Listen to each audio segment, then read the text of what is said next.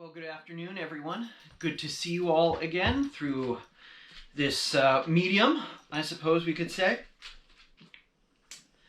It's so wonderful to have been hearing from you, and I love the videos that you all have been sending as a way to keep in touch with each other, that those messages of love that I've asked you all for. And remember, please, to get those into me by Monday so I can put them all together next week and send them out to everybody.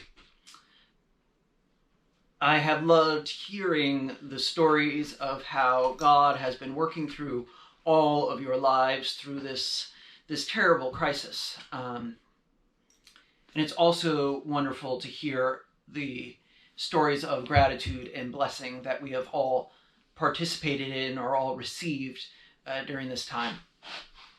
Sometimes it's hard to see God working in such despair, but we know that God certainly is working.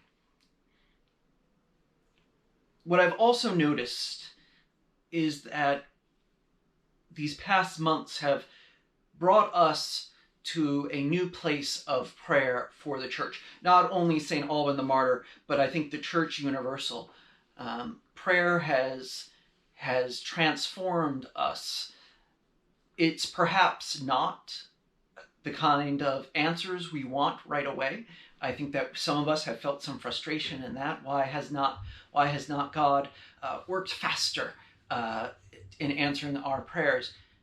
And yet there is a deepness to our prayers that I don't think was there before. And that is an extraordinary thing, and one of the gifts that I think we will take from this time of exile.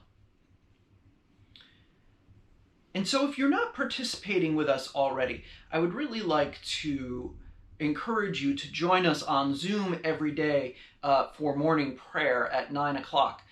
It's 7 days a week. Most days I'm there, some days I'm not, but we have plenty of people who help to read and lead, and it's just a wonderful opportunity to engage Scripture and to engage prayer and to be with one another, even for just a half an hour a day. It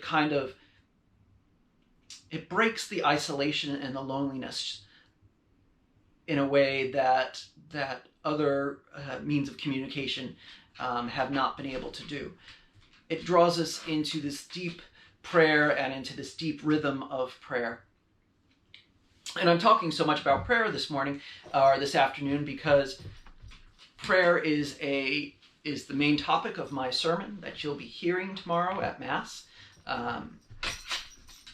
The clergy of the diocese just had a retreat with Bishop Wolf and the former presiding bishop, Frank Griswold. We did it over Zoom, in which they talked a lot about how we use prayer during a crisis and read Scripture and utilize Scripture as we manage crises. And it was really inspirational, and it gave me this boost of energy that I know that I certainly needed. So I take some of their ideas and expand on it in tomorrow's sermon. So I hope that you get a chance to watch that.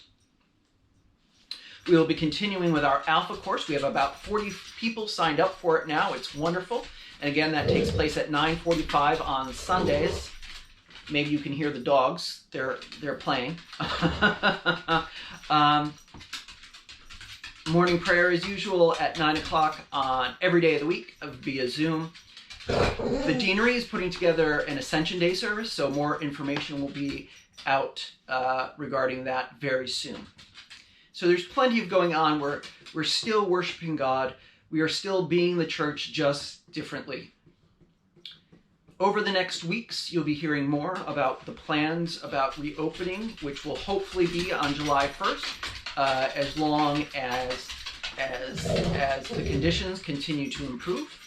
So I'm looking forward to being a part of those discussions on a diocesan level and sharing those details with you.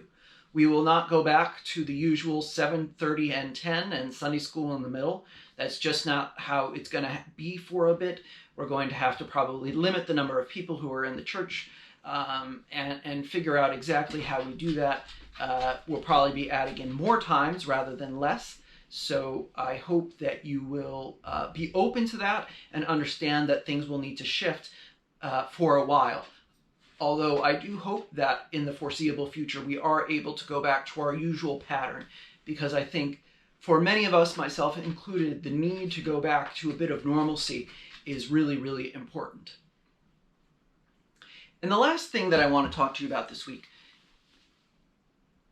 is something that I discussed with you all last week, but it bears repeating. Mental health is so important during all of this. What I have seen is a shift from people suffering physically to people suffering emotionally and spiritually and mentally, and not because necessarily they've had to deal with a whole lot of grief, although there is certainly some of that, but because this isolation we are under is not how we humans were created to be. We were created to be in relationship with one another, and the strain that this is putting on our souls is not something that we should be ignoring.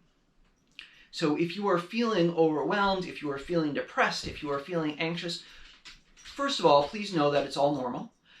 And second of all, if you think that you need help, please reach out and we can find help for you. I am happy to pray with you and to listen to you and to refer you to somebody who may be able to help you a little bit more than maybe I can. Taking care of our minds and our souls is just as important as taking care of our bodies. And so please remember that. There's no shame in asking for help. On this very cold but sunny Saturday morning, I am reminded that this is the day that the Lord has made, and we must rejoice and be glad in it.